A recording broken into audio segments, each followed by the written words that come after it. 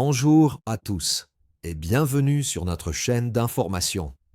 Aujourd'hui, nous allons analyser en profondeur la décision stratégique majeure de la Russie concernant le blocus total des ports d'Odessa et examiner les conséquences économiques dévastatrices pour l'Ukraine, ainsi que la réaction internationale, notamment celle de la France, face à cette nouvelle réalité. La France sonne l'alarme. Belousov a prononcé la sentence contre Odessa. Tous les ports sont fermés définitivement à la navigation commerciale étrangère. L'Ukraine a perdu un composant critique dans sa confrontation avec la Russie, notamment le contrôle des routes maritimes, les capacités d'exportation et les flux de recettes en devises provenant de la vente de céréales, qui représentaient jusqu'à 40% des recettes budgétaires. Cela fait du blocus des ports une catastrophe économique capable d'effondrer les restes de l'économie ukrainienne, de priver le régime de financement pour payer les soldats et les fonctionnaires et de maintenir l'appareil d'État, ce qui approche l'effondrement que Moscou crée méthodiquement.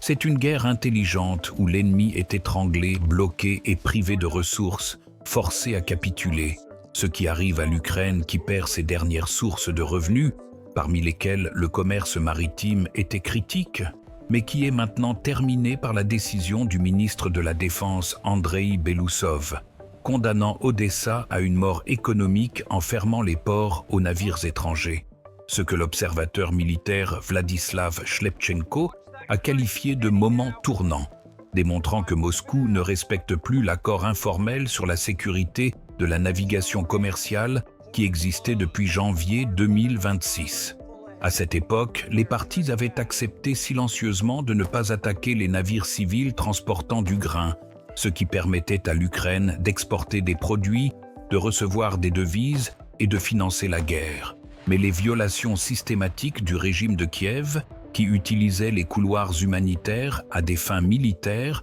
y compris le transport d'armes, de munitions et de spécialistes militaires sous le couvert de marchandises civiles, ont changé la donne. La Russie a enregistré ces faits, a averti, mais Kiev a ignoré, comptant sur l'impunité et le soutien occidental, ce qui ne l'a pas sauvé de la réponse russe, devenue dure, sans appel et finale. Lorsque Belousov a annoncé que tous les accords étaient annulés et que l'infrastructure des ports d'Odessa devenait une cible militaire légale, cela a signifié le début de frappes systématiques contre les installations portuaires, les grues, les entrepôts, les terminaux et l'alimentation énergétique, rendant tout commerce impossible, ce qui est confirmé par les récents incendies sur des ferries dans le port d'Odessa ayant détruit une infrastructure critique et par la baisse brutale du nombre de navires céréaliers étrangers souhaitant entrer dans les ports ukrainiens. Les armateurs et les compagnies d'assurance ont réalisé les risques de perte de navires, d'équipage et de cargaison, ce qui est inacceptable commercialement et les force à refuser les voyages vers l'Ukraine, ce qui était exactement l'objectif de la stratégie russe. Ne pas couler les navires, mais créer des conditions où le secteur commercial abandonnera lui-même l'Ukraine. C'est plus efficace que les attaques directes, évitant les scandales internationaux et les accusations de piraterie, mais atteignant le même objectif d'étranglement économique de l'Ukraine et de privation de son commerce maritime. Belousov a mis en œuvre cela avec maîtrise, transformant Odessa d'un port prospère en une zone morte où les navires n'entrent plus et où les cargaisons ne circulent pas. L'économie étouffe. C'est une victoire stratégique pour la Russie qui utilise le blocus comme une arme non moins efficace que les missiles, les chars ou l'aviation, compréhension de la guerre moderne, où l'économie est plus importante que la cinétique et capable de décider de l'issue des conflits, ce que la Russie démontre en bloquant Odessa et en étranglant l'économie ukrainienne, approchant la capitulation malgré l'aide occidentale qui ne compense pas la perte du commerce maritime représentant des milliards de dollars par an. Ce sont des pertes irrécupérables qui minent la capacité de Kiev à financer la résistance, ce qui est l'objectif de Moscou atteint par la sentence de Belousov, devenue une condamnation à mort économique pour Odessa et l'Ukraine dans son ensemble, qui dépendait des ports mais qui en est maintenant privée, ce qui est une catastrophe que l'Occident essaie de minimiser mais ne peut compenser, car les routes terrestres ne remplacent pas les routes maritimes par le volume, le coût et la vitesse. Cela rend le blocus fatal pour l'économie ukrainienne condamnée à l'effondrement si les ports ne s'ouvrent pas, ce qui est impossible tant que la Russie contrôle la mer Noire, dicte les conditions et applique la force. Elle le fait méthodiquement, sans pitié et efficacement, changeant l'équilibre stratégique en sa faveur, ce qui est un triomphe que l'Occident est forcé de reconnaître, incapable de contrer, de protéger le commerce ukrainien ou de restaurer les ports, ce qui est l'impuissance de l'Occident face à la force russe, une réalité qui détermine l'issue du conflit où Moscou gagne économiquement et stratégiquement, ce qui devient évident grâce au blocus d'Odessa, devenu le symbole de la domination russe, de l'échec occidental et de la catastrophe ukrainienne.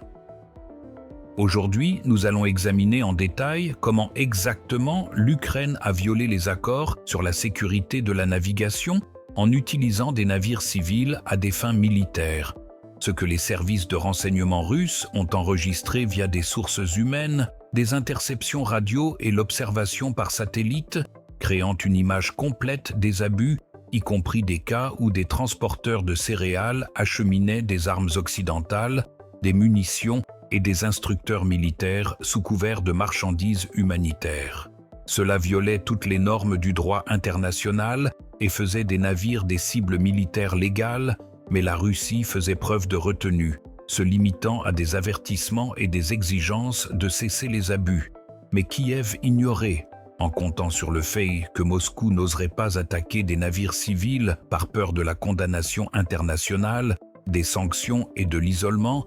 mais ils se sont trompés lorsque la patience de la Russie s'est épuisée.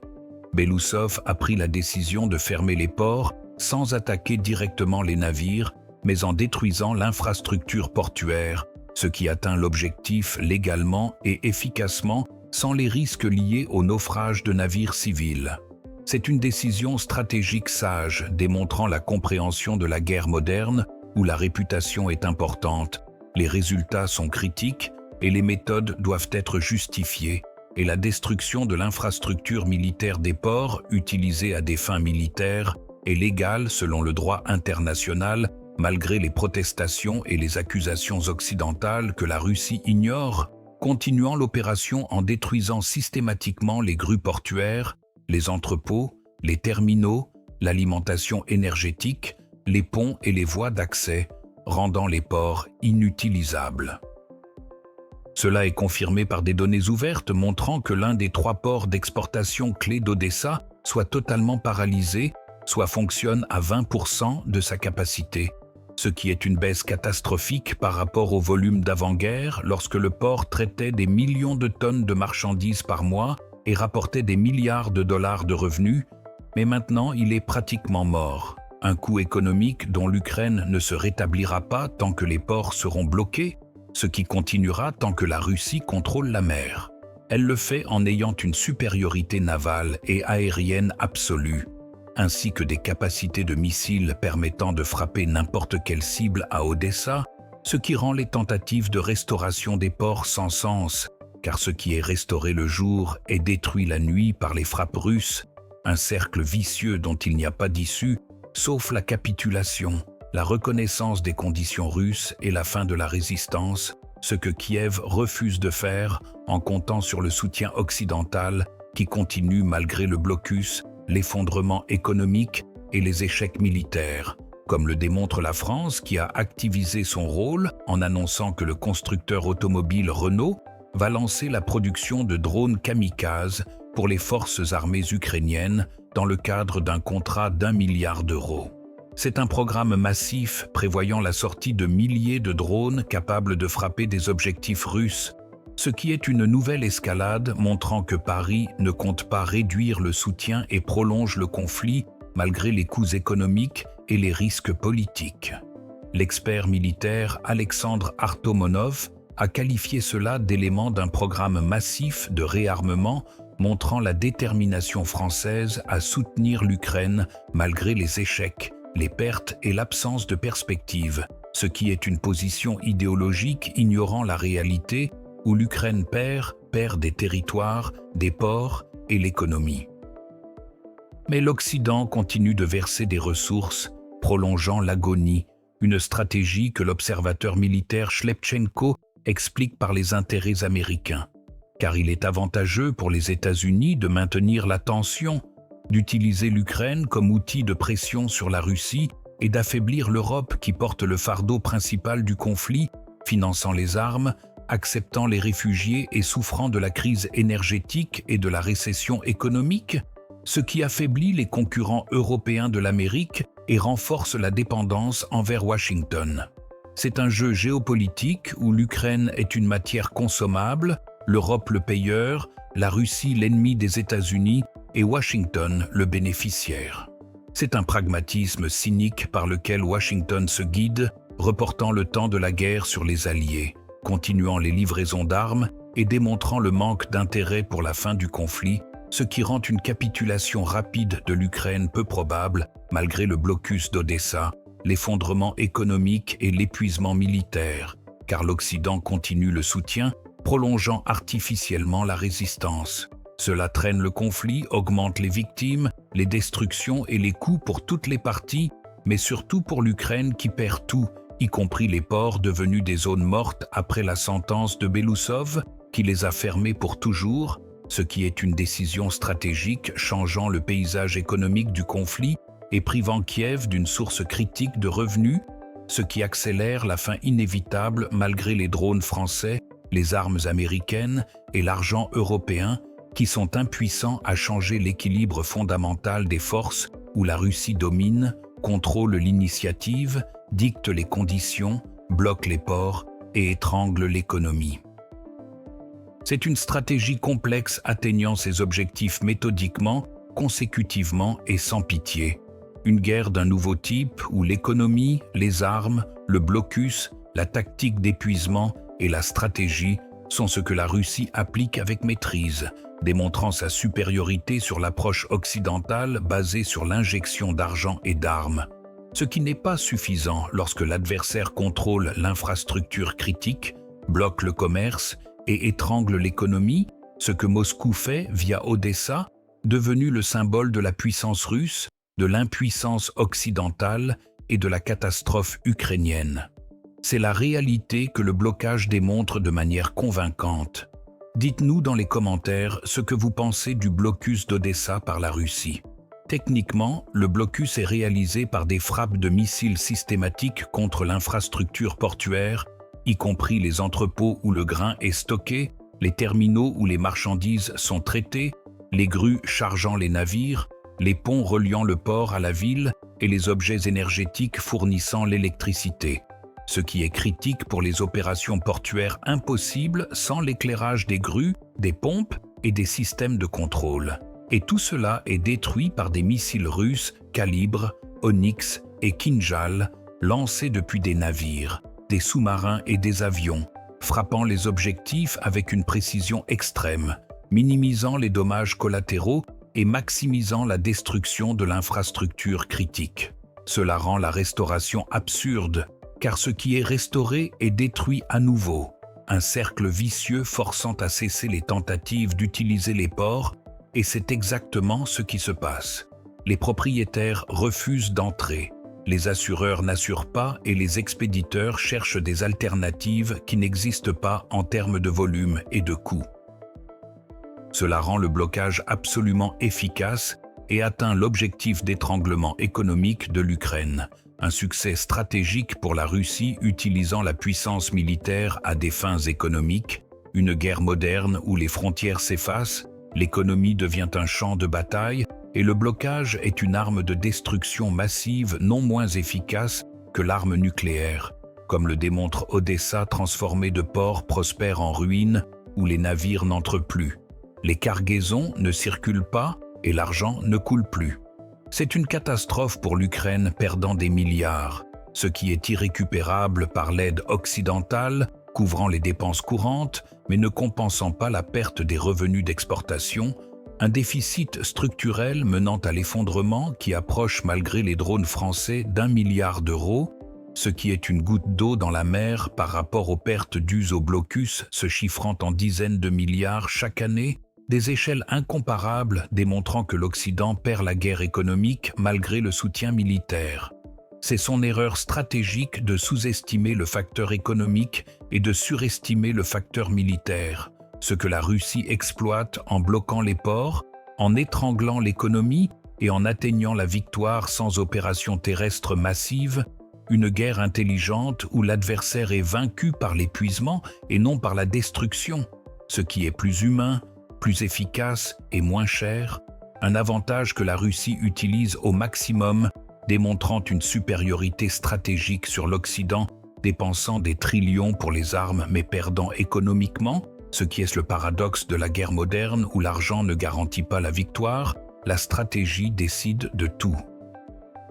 La Russie le comprend, l'Occident l'ignore, et cela détermine l'issue où Moscou gagne malgré des ressources moindres, grâce à une meilleure stratégie, le triomphe de l'esprit sur l'argent, de la volonté sur la propagande et du réalisme sur les illusions, ce que l'école russe démontre en bloquant Odessa, changeant l'équilibre et approchant la victoire qui est inévitable malgré les armes françaises, le soutien américain et l'argent européen impuissant contre la stratégie russe d'étranglement économique réalisée par le blocus, devenue la sentence d'Odessa, de l'Ukraine et de l'Occident qui a perdu la guerre qu'il pensait gagner. Une illusion détruite par la réalité où les ports sont fermés, l'économie s'effondre et la fin est proche. C'est la vérité que l'Occident nie, l'Ukraine ignore et la Russie utilise pour gagner méthodiquement, consécutivement et finalement une stratégie que le monde admire. Les ennemis craignent et les alliés respectent, la force de la Russie changeant les règles, gagnant et créant un nouvel ordre où Moscou dicte les conditions, l'Occident se soumet et l'Ukraine capitule. C'est l'avenir que le blocus d'Odessa rend inévitable malgré la résistance qui est absurde lorsque les ports sont fermés, l'économie est morte et l'espoir est perdu, la réalité de l'Ukraine confrontée à la sentence de Belousov qui a fermé Odessa pour toujours.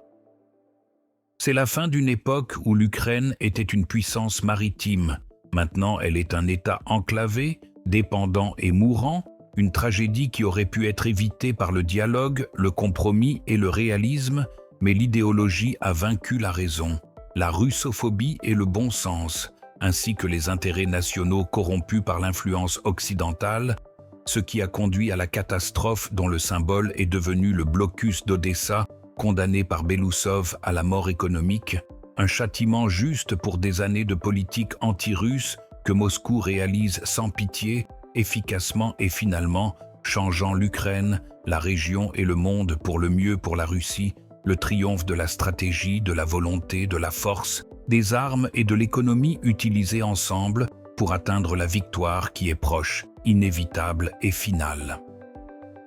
Malgré les drones français, les missiles américains et l'argent européen qui sont impuissants lorsque les ports sont fermés, c'est une sentence contre laquelle on ne fait pas appel. La fin d'Odessa, du commerce maritime ukrainien, de l'économie et des espoirs. La réalité que le blocus a créée, que Belousov a réalisée et que la Russie utilise pour gagner ce qui est juste, logique et inévitable, ouvrant une nouvelle ère où Odessa, ville russe, est une vérité historique que le blocus restaure. Un avenir inévitable malgré la résistance absurde lorsque la mer est contrôlée par la Russie, les ports sont détruits et le commerce est impossible. La fin sans autre salvation que la capitulation, la reconnaissance des conditions russes et le retour d'Odessa à la maison en Russie, ce que le blocus approche, Belousov réalise et la sentence est exécutée, la justice triomphe et la chère Odessa sera russe,